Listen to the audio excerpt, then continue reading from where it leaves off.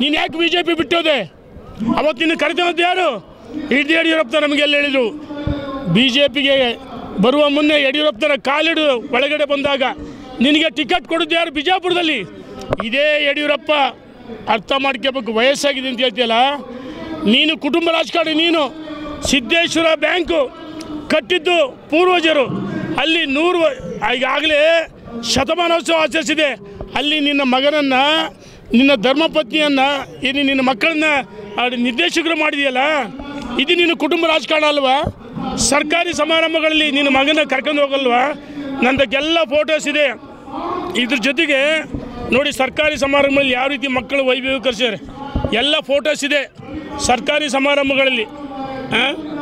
ನೋಡಿ, ಮಗನ ಸರ್ಕಾರಿ ಸಮಾರಂಭಗಳಲ್ಲಿ ಮಗನನ್ನು ಕೂರಿಸಿ ವೈಭವೀಕರಿಸಿದ್ದಾರೆ. ಇದು ಕುಟುಂಬ ರಾಜಕಾರಣ ಅಲ್ವಾ?